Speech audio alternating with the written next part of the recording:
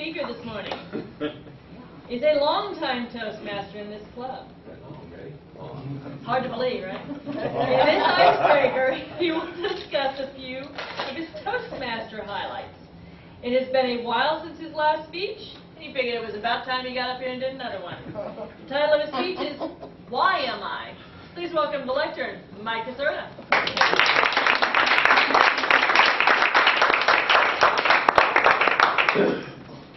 Madam Toastmaster, fellow Toastmasters, and guests. It's been a long time since I did my icebreaker. And that 4 minutes seemed like an eternity at the time. And now, in just trying to look at my life at Toastmasters, it seems like a blink to try and fit it in within 6 minutes. I'm going to give it a shot. The genesis of my Toastmaster experience began actually with a presentation I did in Atlanta a long time ago.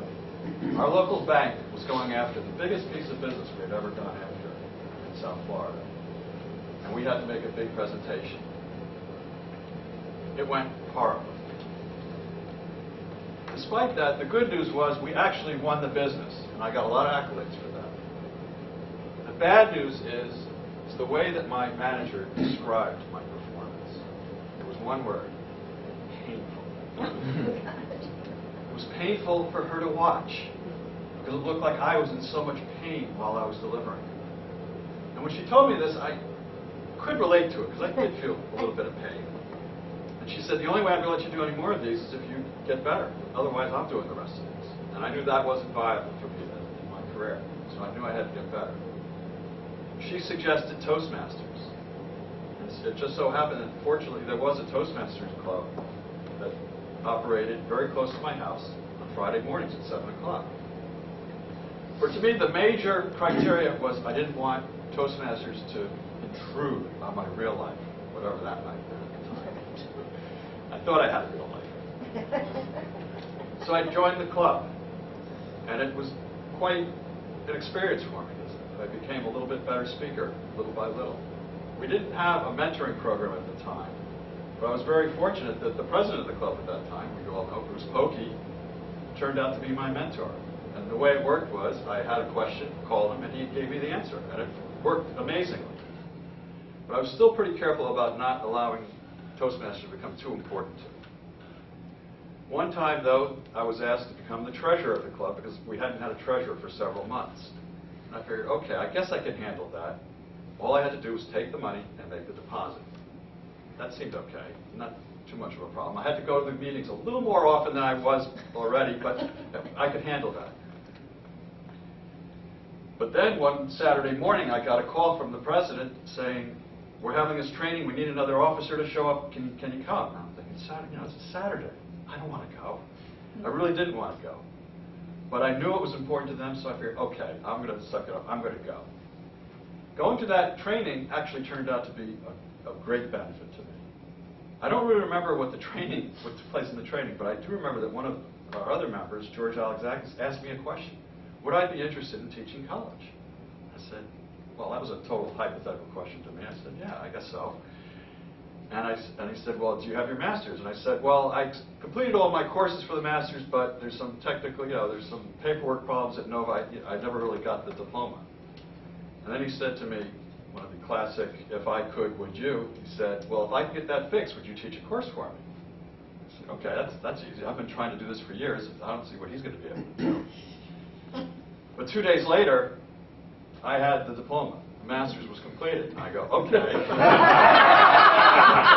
I guess I'm going to teach a class. And a couple of months later, I was teaching a course in the Bahamas, of all places, and it was wonderful. It was something that I found that I really enjoyed. It took to quite rapidly. It was great.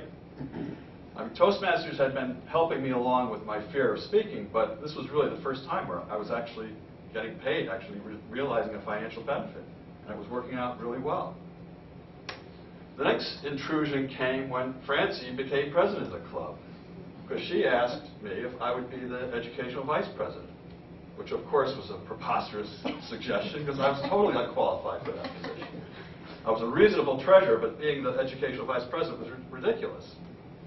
But one of the wizened sages of the club said, well, that's really the reason you should take the position. And it didn't really make sense to me at the time, but Francie's been my friend, so I figured I'm still going to do it. And by the end of the year, I was a qualified EVP. And at the end of the following year, I was actually a qualified president of the club. Quite a distance I had gone in terms of my efforts into the club. Some of the things I was able to accomplish as president, and I feel really proud about, was that I was able to, by moving the club from La Quinta to Broken Woods, I was able to reduce the cost of our weekly meetings from $150 a week to $50 a week. And this was really important because it allowed us, during the time of 9/11, to be able to allow a lot of members to ride along, because there were a lot of people impacted by 9/11, and I made it a policy that no one was going to leave the club just because of financial reasons, and that worked out really well. After being president, I felt the little drop-off. You go from being pretty much the purpose of the meeting, or at least you think you are, to realizing that the club can actually exist without you there. So you go into your post-presidential phase, or maintenance. And for me, it's worked out. When I'm teaching a lot of classes, I need a little less maintenance. When I'm in between courses, I need a little more maintenance. But what I found in my experience at Toastmasters is I finally figured out why I was coming. I really enjoyed it. I found a lot of enjoyment, a lot of growth, and I found that by committing myself more to helping the club, I received multitudes back. And I think that's the message I'd like to leave with some of the less than Crouton members, the newer members, is that the more you commit to the club, I can almost guarantee you're going to get a lot more back. So if you're thinking about being an officer, don't let not being qualified hold you back. It didn't hold me, and I think it didn't hold a lot of us back. You will definitely grow into the position. Madam Toastmaster.